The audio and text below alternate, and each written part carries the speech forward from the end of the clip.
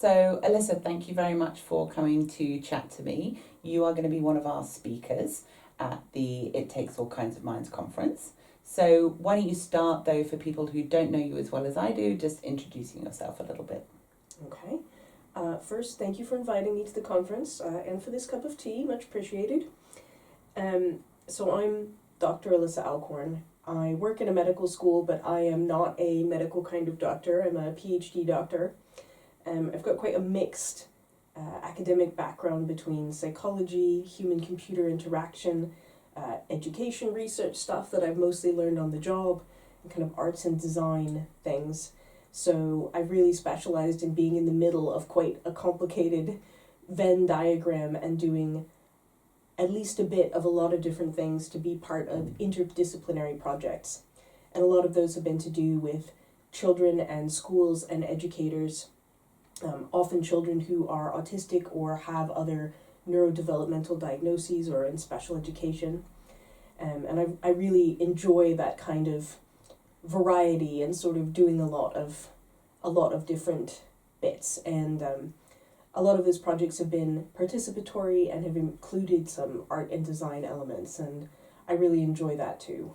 Amazing. So I know one of those projects that is very dear to both of our hearts is the LEANS project, and you're going to be talking a bit about that at the conference. So just what is LEANS? So LEANS stands for Learning About Neurodiversity at School. And when I named the project on the very first day, I had no idea I would be saying that acronym so much over the next several years. But I think even through all the changes on the project, we've tried to really stick to what it says on the box, that it is a project about helping teachers and children learn about the concept of neurodiversity as it applies to primary school experiences. What are the implications of, learning and interacting in a neurodiverse classroom? How does that mixed group affect people's daily life experiences? And so LEANS isn't just about facts. It's trying to change, yes, people's factual knowledge of this topic they may not have heard about before, but also their attitudes. How do they feel about being in a diverse classroom, and how do they feel about neurodivergent people or neurodivergence if they themselves are neurodivergent? And finally, their actions. What are people doing in the school environment? How do they treat each other? What are the decisions they make?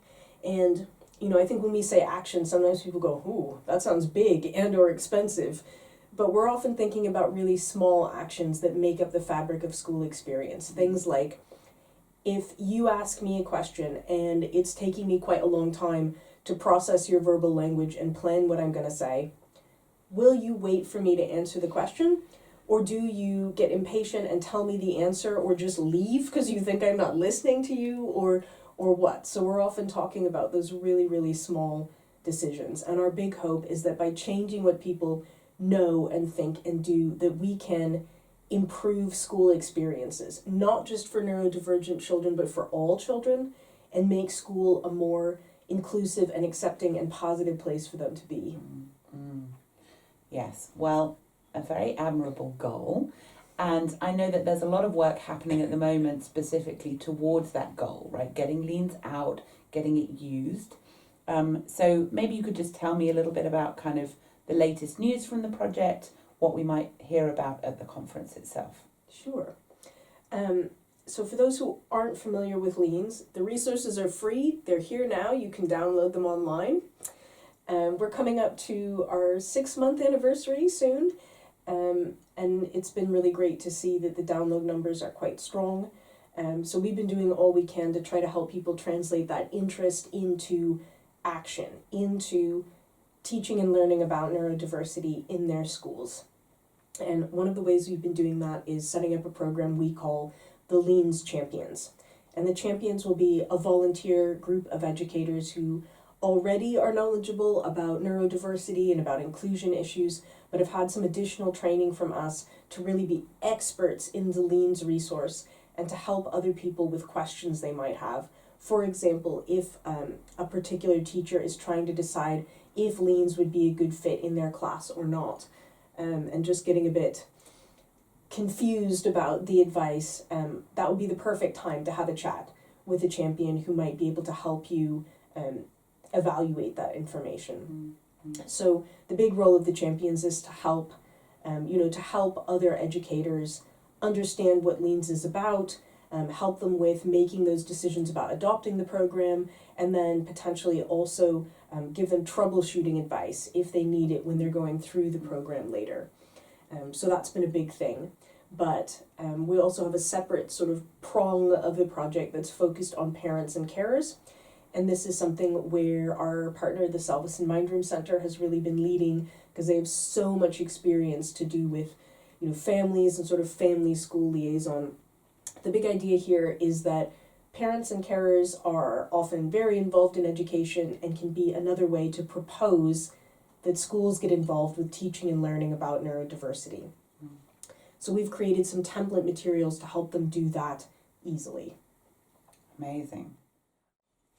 Yeah, I love this approach, this kind of grassroots focus, because we know that schools are under a lot of pressure, teachers are under a lot of pressure, and that kind of peer support model, someone who is also an educator who can help you, I think is so valuable. Yeah. But just stepping back a little bit, maybe just one last question, and thinking about the role that understanding neurodiversity might play in schools. What do you think is so important about making sure that teachers and pupils as well get the idea? I think there's lots of possible things I could say, but a big one is that even with the data we have now that's not necessarily very good about, how many neurodivergent people are there? How many, even if we just look at mainstream primary schools in one place like Scotland or Wales, how many neurodivergent pupils are there? Our data's not very good. We don't really know. But even using the bad data, it might be as many as 5 or 6 children in every classroom, up to maybe 20% of the population. So neurodivergence is not rare. Mm. It's everywhere. It's everybody's concern, basically, because I think that sometimes we can talk about it as though it's something that's is away somewhere else. It's not necessarily to do with us, with our school, and that's just really not true. Mm. So I think that there's a lot of value in just trying to get people to expect differences. There will be differences in your classroom, your community, your mosque, your workplace, wherever it is, in terms of how people are processing information and their kind of embodied sensory experiences of the world, all of that kind of thing. And I hope that if we are catching kids when they're younger and often more open-minded, that we might help set people up for a lifetime of more inclusive attitudes and actions in terms of how they're interacting with other people as they go forward. Well, I find it very inspiring, and I think that LEANS is not just a valuable resource in and of itself, but also provides a kind of model that people can follow for how to create new resources and implement them in a practical way in classrooms. And so I'm particularly excited to hear the latest news when it comes to the conference, and I am sure that many of our delegates will be too. Thank you so much for taking the time to chat to me today. Well, thank you, Sue.